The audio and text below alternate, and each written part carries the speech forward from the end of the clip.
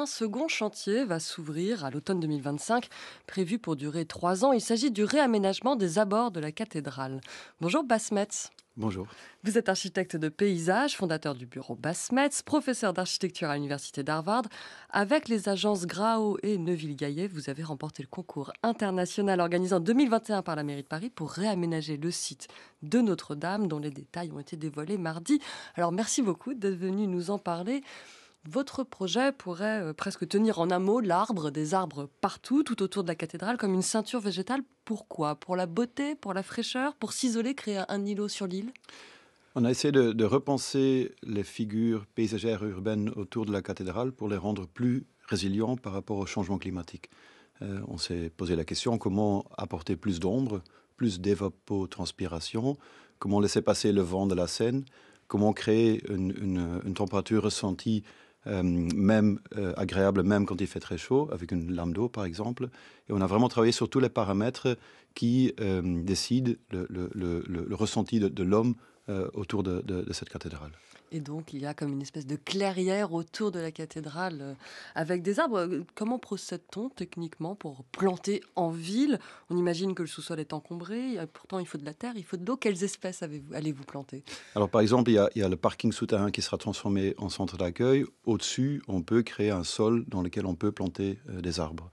Ailleurs, on a fait des fouilles, on a regardé ce qui se trouve dans le sous-sol et où on trouve de l'espace à la fois pour stocker l'eau de pluie, stocker de la terre et avoir des végétaux qui peuvent pousser dedans. Et ce sera des marronniers ? Ce ne sera pas des marronniers. On est en train de faire une vraie recherche sur quel type d'espèces planter aujourd'hui, vu 2 degrés de plus, peut-être 3 degrés de plus. On s'oriente plutôt vers des espèces plus méditerranéennes qui ont la capacité de supporter plus de sécheresse.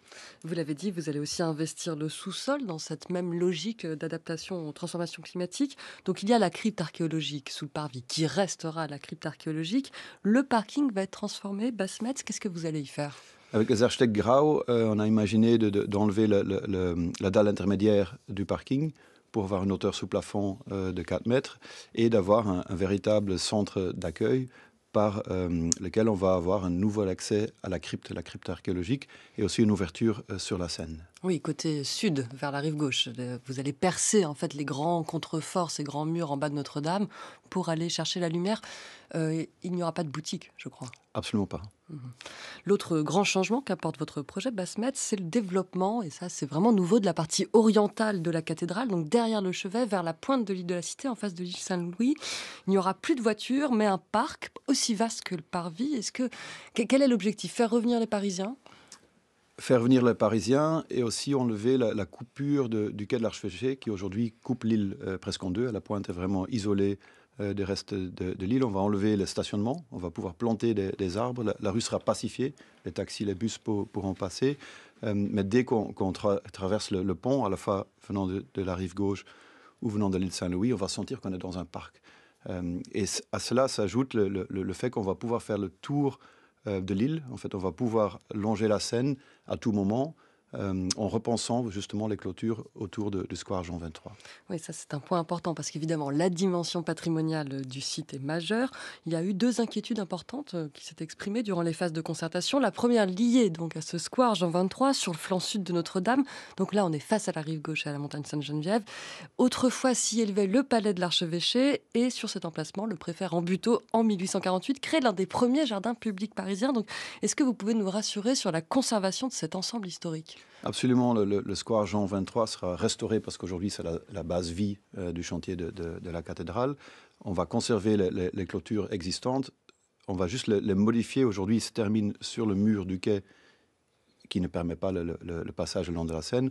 On va le faire retourner pour retrouver un dessin de 1848 avec une clôture qui fermait ou qui entourait exactement le square Jean 23. Et donc un petit passage vraiment tout au sud de l'île de la Cité pour pouvoir admirer la cathédrale d'en bas. Exactement. Et ce passage fait partie d'un véritable parc des berges de 400 mètres de long depuis la préfecture de police jusqu'à la pointe où il y a le mémorial Pingusson. Qui est la seconde inquiétude, ce mémorial des martyrs de la déportation à la Pointe de l'Île. Donc c'est un ensemble qui a été construit à peine 20 ans après la guerre pour garder la mémoire des 200 000 Français déportés par les nazis. Il y a un petit square enclos qui y conduit, il va être transformé. Est-ce qu'il est possible de conserver l'aplomb de la crypte et de la tombe du déporté inconnu à l'abri des pas importuns? Parce qu'aujourd'hui, en surface, il y a une pelouse qui les protège, à les fleuries de rosiers de la résurrection qui ont été quand même créées en souvenir des femmes déportées de Ravensbrück. Qu'en sera-t-il demain? Tous ces éléments seront conservés, l'intimité de ce jardin, de cette pelouse. La seule chose qu'on propose, c'est de faire pivoter la clôture pour ouvrir côté l'île Saint-Louis la vue sur la Seine. Aujourd'hui aussi, quand vous arrivez depuis l'île Saint-Louis, le passage est un peu pincé, un peu compliqué. Avec ce pivot, on ouvre l'accès et la connexion avec l'île Saint-Louis. Un dernier mot, Basmet. Est-ce que la vocation religieuse du bâtiment vous a inspiré? C'est un lieu très spécial et à chaque fois que je me déshabille, parce qu'il faut toujours mettre la tenue spécifique à cause du plomb, le moment qu'on arrive sur le site, il se passe quelque chose. C'est difficile à décrire, mais on le sent, tout le monde qui travaille sur ce site se rend compte déjà de l'honneur et de plaisir de pouvoir travailler, de contribuer à un lieu aussi unique. Et quand vous, par exemple, on est en train de poser les premiers pavés devant la cathédrale, quand vous levez la tête, vous voyez la Vierge, vous voyez les rois de France et vous comprenez où vous êtes. Dans une dimension donc historique et symbolique extrêmement importante. Écoutez, je vous remercie beaucoup, Basmet, de toutes ces explications. Et on verra donc à partir de l'automne 2025, le chantier commencera. Les travaux ne seront pas trop gênants? Non, en fait, ce qu'on est en train de faire aujourd'hui, on est en train de faire le petit parvis, les premiers 20 mètres devant l'entrée de la cathédrale, qui permettra ensuite d'organiser le chantier sans bloquer les entrées. Les entrées enfin retrouvées de la cathédrale Notre-Dame. Merci beaucoup, Basmet.